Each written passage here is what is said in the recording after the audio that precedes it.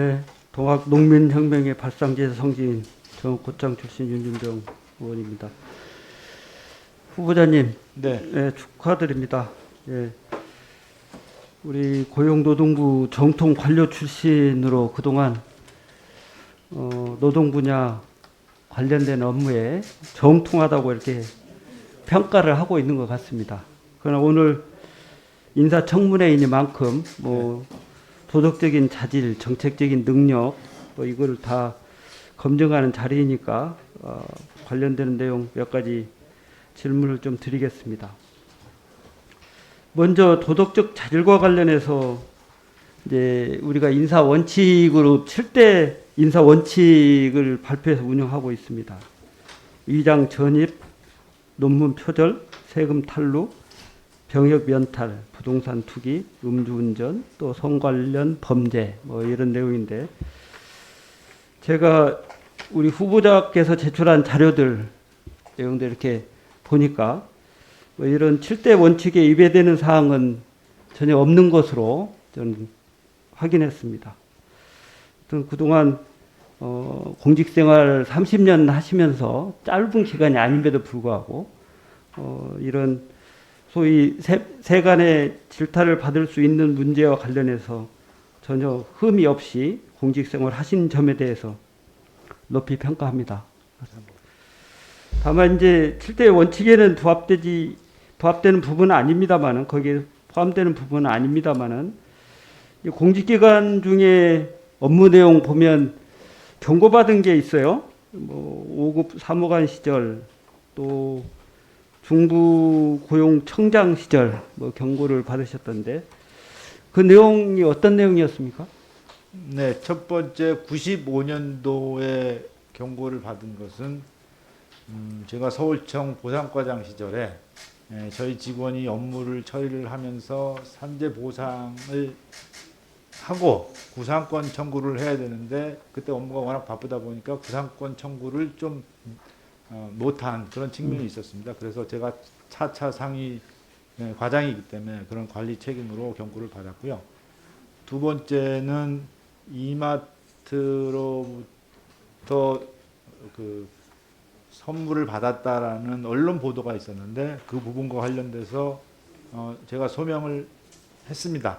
받은 사실이 없다고 소명을 했습니다만은 고위공직자로서 그렇게 언론 지상에 논란이 되는 것 자체가 좀 공무원으로서의 품위 문제가 있다라는 차원에서 경고를 받은 것으로 알고 있습니다. 그러니까 이마트에서 추석 선물 배송 명단에 들어 있는데 있다고 나왔는데 실제는 받지 않았고 그럼에도 불구하고 언론에서 거명됐기 때문에 그게 품위 유지에 위반된다 이런 내용으로 징계 경고를 받으신 겁니까? 네, 그 당시 그런 것으로 알고 있습니다. 좀 저도 공직 생활을 꽤 했습니다만은 그 경고가 결코 이렇게 타당한 것 같지는 않네요. 내용 보니까. 그 다음에 이제 내용 보니까 예전에 삼성 에버랜드 관련해서 노조 관련된 내용들이 좀 논란이 있었던 것 같습니다. 그 당시에 이제 우리 2011년 자료던데 우리 노동부 국감장에서 우리 존경하는 홍영표 의원님께서 삼성 에버랜드 노조가 임원도 할 수 없고 활동도 없다면 정상적인 노조냐 이렇게 질문을 한 적이 있습니다. 여기에 대해서 우리 후보자께서 이게 일반적인 적용을 하면 문제가 될 수 있는데 이제 국감이 끝난 이후에 유령 노조를 보기 어렵다 이런 입장을 밝히셨던 것으로 이렇게 돼 있어요. 네. 그 내용에 대해서 말씀을 좀 해주시면 좋겠습니다. 네, 그 제가 중부청장 시절인 2011년 국정감사에서 홍영표 의원님께서 이제 노조 임원도 알 수가 없고 활동도 없다면 정상적인 노조냐 이렇게 질의를 하셨고요. 제가 일반적인 경우라면 문제가 있다라고 말씀을 드렸습니다. 그래서 그게 이제 경기지청 관할이기 때문에 경기지청에서 이제 저희들이 봤더니만 확인을 했더니 당시 그 노조가 설립 신고증을 용인시청으로부터 받았고 그 다음에 단체 협약 체결 그리고 근로시간 면제 제도 면제 한도를 합의하는 등 저희들이 노동조합으로 확인된다라고 해서 서면 답변을 드린 적이 있습니다. 근데 이제 그 당시 내용으로 자료로 보면 지금 답변하신 내용들이 있어서 이제 답변하셨겠지만 네. 지금 지나서 지금 보면 네. 이제 대부분까지 결론이 난 내용으로 보면 이게 삼성 에버랜드 노조가 정상적이지 않은 노조였다 하는 게 이제 밝혀졌지 않습니까? 그러면 이제 물론 그때 조금 더 정치하게 제대로 점검하고 했더라면 지금 최근에 밝혀진 그런 내용들이 훨씬 더 그 시점에서 이미 확인이 돼서 한 10여 년 동안 노조 관리나 운영이 좀 정상적으로 운영될 수 있는 기회를 부여했을 수도 있는데 그렇지 못했던 것이 좀 아쉽기는 해요.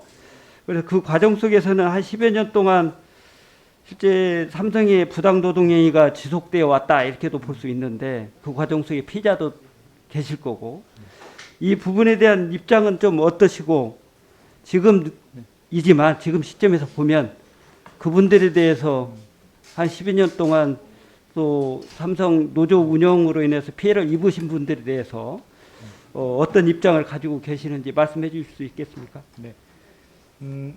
어쨌든 11년도에 저희가 봤을 때는 그 당시는 이제 이제 초기 단계였습니다. 그리고 저희들이 경기지청에서 조사를 하면서 증거 확보라든지 뭐 이런 구체적 범죄 혐의를 입증하기에 참 어려웠다는 그런 말씀이고요.